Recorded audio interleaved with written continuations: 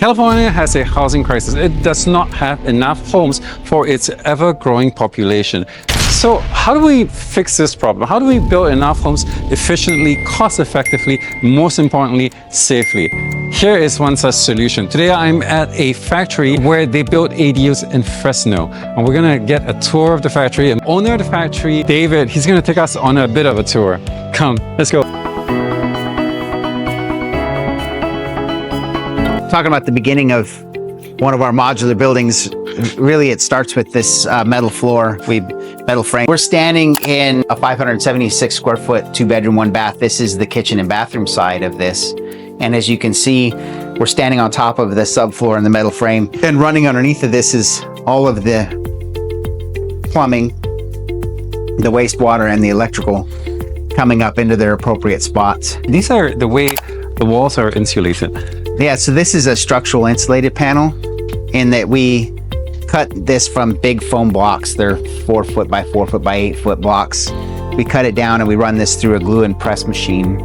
And what comes out is a panel that we connect using what we call a block spline. It's basically a SIP inside of a SIP. So this is another SIP panel, just smaller, and it sits inside of this channel here.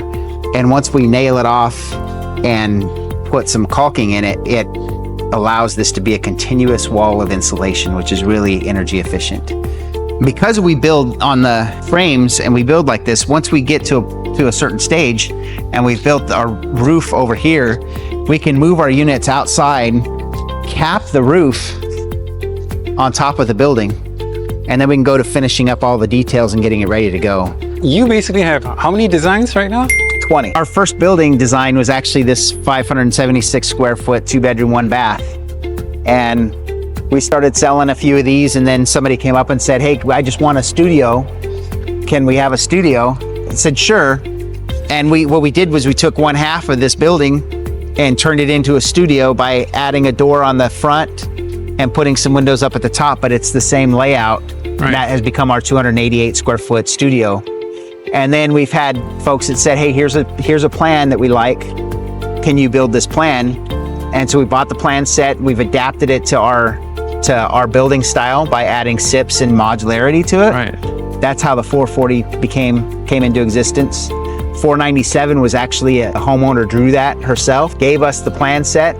We said, make it into SIPs and modular, we'll build it for you. And so she went and drew it back that way, and we built the building for it. What was your life before ADUs? Oh, I spent 22 years in the Navy. Really? Yeah, the first time I swung a hammer, I was 12 years old. Kind of grew up doing remodels with my dad, Wow. building my own stuff along the way. I built a couple of homes. And What do you do in the Navy? I was a corpsman, so it's a medical for Marines and for sailors. Oh, wow. And then I actually went to go do my master's degree in healthcare administration. So I ran healthcare facilities for a while. When I left the Navy, I was running a nonprofit, and that's how it all got going. That's quite a career. Yeah. So a few years ago, I was wrestling with needing houses and jobs for some people that I was serving. I was wondering why housing was so far behind, so expensive, so slow to build. Right. Started researching it. I have a background in building. And so as I researching it, I just started stumbling on ways to create housing faster.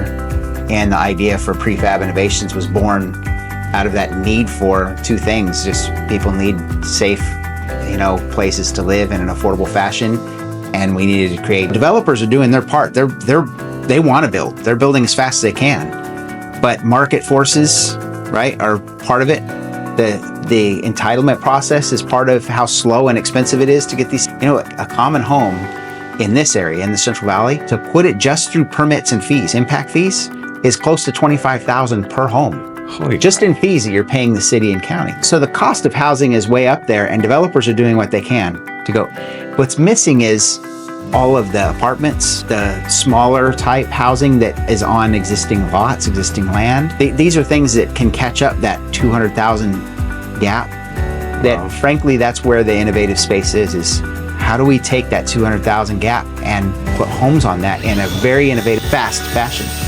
So the big bottleneck is basically permits and getting the licenses and stuff like that. But the other bottleneck would be the cost of labor, the cost of material. As far as price goes, it's pretty optimized. I think cost of labor and cost of material, sure, there's ways for us to drive that down quite a bit. I think it's more a matter of the demand for it. Statistic was, I believe it was 2022, was they had a target of a certain amount of homes. I think it was 325,000 homes was what was needed to be built that year to keep up with the demand. And the actual number built was 135,000. So there was close to a 200K home deficit just in building. Developers have to build a certain way in order to get 300 homes to quote unquote pencil out. That's why we see our home prices the way they are, is because you have to consider all the things you have to put in: streets, sewer, water, electrical, sidewalks, street lighting. Right. All the things that when you drive into your subdivision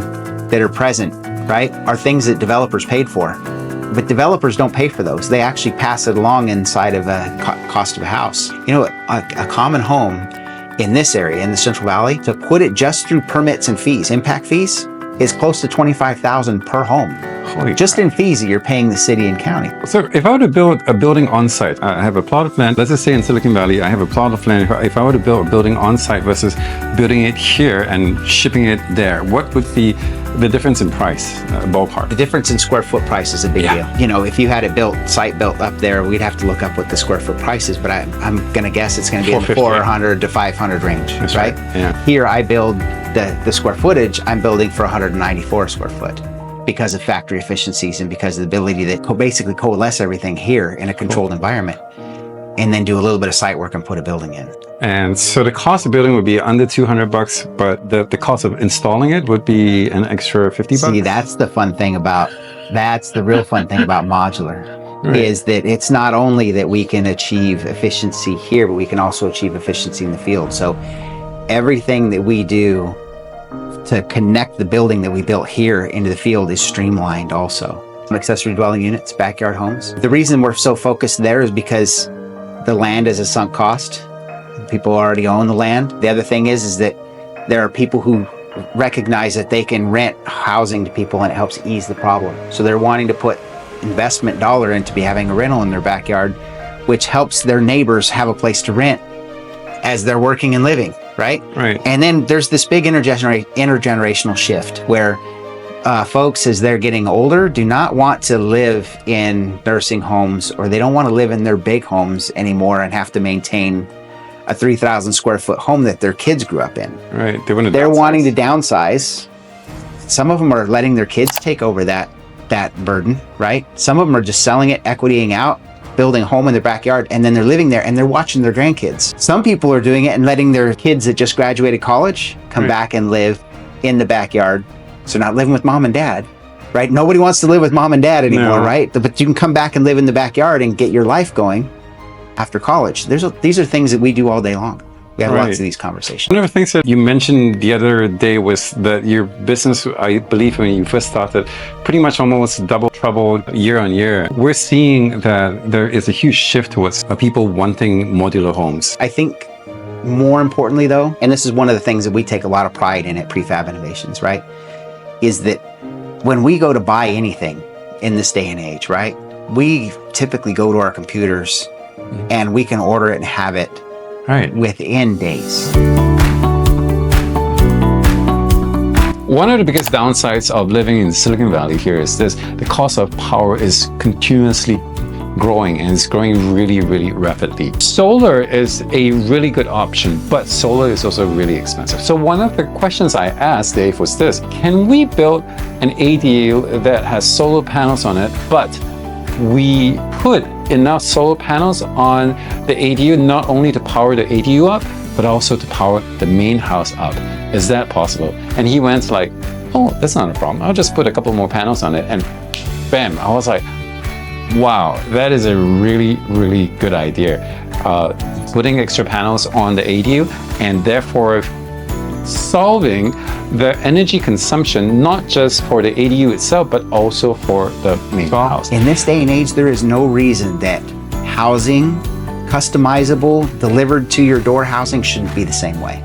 And Prefab Innovations is on this journey to make it where you can meet with us, pick, select, get financed, and we'll deliver a house within 18 weeks. That's our goal. Wow. That's the way the world's going to demand it.